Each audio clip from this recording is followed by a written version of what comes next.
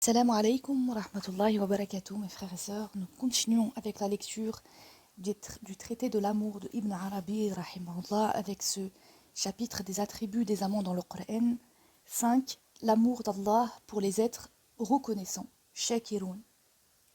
Vient toujours de cette conformité l'amour que Allah témoigne aux êtres reconnaissants.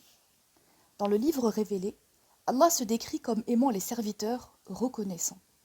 La reconnaissance, ou remerciement, shukr, est donc un de ses attributs, car il est reconnaissant et omniscient. Sourate 2, verset 158. C'est pourquoi il aime trouver chez son serviteur les attributs qu'il possède. Le remerciement accompagne seulement le bienfait et non les preuves, au contraire des allégations d'une personne qui n'avait pas de connaissance en la matière.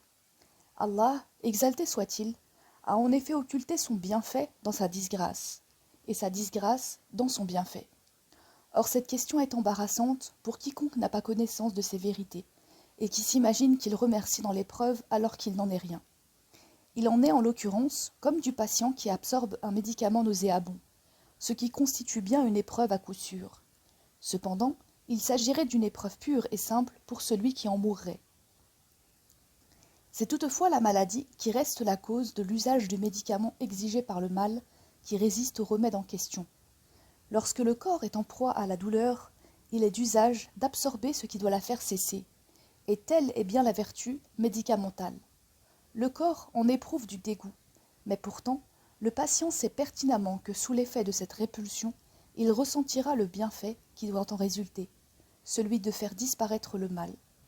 Il remercie donc Allah, exalté soit-il, du bienfait qui y est attaché, et supporte avec résignation l'usage du médicament détesté, tout en sachant que le remède implique cette intolérance pour que le mal prenne fin. C'est pourquoi il n'a qu'une hâte, celle d'obtenir un soulagement du siège de la souffrance. Discerne bien cette vérité. Telle est bien la raison qui le fait devenir reconnaissant. Il remercie donc Allah du bienfait intérieur qui résulte de l'absorption de la chose répugnante, et il acquiert d'autres bontés, celle de la santé recouvrée, de la disparition de la maladie et de la résignation au moment où il prend cette médication nauséabonde, tout cela conformément à ce verset. Et si vous êtes reconnaissant, je vous accorderai sûrement un surcroît. Sourate 14, verset 7. Il le gratifie donc du recouvrement de la santé. Dans le même ordre d'idées, si quelqu'un nuit à Allah, nous nous évertuons à le mettre hors d'état de lui nuire, en lui causant du tort à notre tour et en le contrant, tant qu'il ne renonce pas à se comporter envers Allah d'une manière dommageable. Si par exemple nous voulions porter préjudice à cet individu nuisible en le tuant, ce cas serait pour Allah dans le même rapport que pour le malade de boire la médecine exécrable sur le moment. Après la disparition de la nuisance, le patient constate qu'il s'agissait bel et bien d'un bienfait. Nous avons abordé cette question uniquement pour montrer que tout, sans exception, relève de l'opération d'Allah, de son décret immuable et de sa mesure prédestinée. Allah révéla à son prophète Daoud, alayhi salam, de lui édifier un temple, c'est-à-dire un sanctuaire. Chaque fois qu'il l'élevait, il était détruit. Alors son Seigneur lui inspira. « Ce n'est pas toi qui pourras le dresser, car tu as versé le sang. Ô mon Seigneur, dit-il, cette œuvre a été entreprise en vue de toi seul. Allah lui répondit, tu as raison, cela n'a été exécuté que pour moi. Mais quand bien même, les êtres ne sont-ils pas mes serviteurs? Ce temple ne sera édifié que par une main pure de tout sang versé. Daoud alayhi salam reprit, ô Seigneur, que celui-là soit quelqu'un des miens.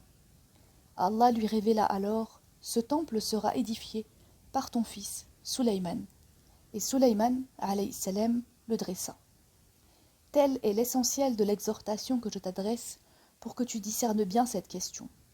Tu connais maintenant ce sujet tel qu'il se présente en réalité, et tu es à même de savoir aussi que l'élaboration du plan divin se produit toujours de cette manière. Lui et pourtant pas lui. Si tu ne l'as pas connu ainsi, tu ne l'as pas connu réellement, car ce n'est pas toi qui as lancé quand tu as lancé, mais c'est Allah qui a lancé. Sourate 8, verset 17. Et c'est bien cela que nous avons voulu exprimer en spécifiant « lui et pourtant pas lui ». Huwa la huwa.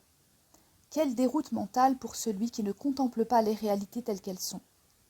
Dès que le serviteur fait disparaître le dommage d'Allah, et il y a dans cette extinction du mal, toute proportion gardée, le même effet que celui provoqué par l'absorption du médicament exécré, Allah l'en remercie. C'est pourquoi le remerciement réclame un surcroît. Allah, gloire à lui, exige que ses serviteurs se donnent plus à lui pour la reconnaissance qu'il leur a témoignée, en conséquence de quoi ils se consacrèrent davantage à lui. Telle était bien l'attitude du prophète, sallallahu alayhi wa sallam, qui précisa à son épouse Aïcha, radiallahu anha, « Ne serais-je pas un serviteur reconnaissant ?» Il intensifia sa pratique d'adoration en remerciement du propre remerciement d'Allah à son égard. Car il l'avait gratifié d'un surcroît de guidance et d'assistance dans le domaine des œuvres de piété, accroissement qui persiste jusque dans la vie future, où pourtant il n'y a plus d'acte ni de souffrance pour les bienheureux. L'exhortation à prendre le médicament désagréable qui écarte d'Allah le mal est celle qu'il adresse au serviteur croyant au moment de lui reprendre son souffle de vie. Allah se décrit en effet, selon un hadith, comme détestant la mauvaise disposition de celui-ci qui est la mort. Pourtant, Allah y procède tout en spécifiant qu'il déteste cette attitude. Telle est l'aversion que ressent le malade qui absorbe la médication, car la connaissance qu'on a d'une chose exige de se comporter en conséquence, puisqu'il est absurde de vouloir contrarier ce qu'on sait devoir arriver. Cette question doit être mise en rapport avec la nécessité de l'existence du monde que les réalités divines, haqa'iq ilahiyya, réclament.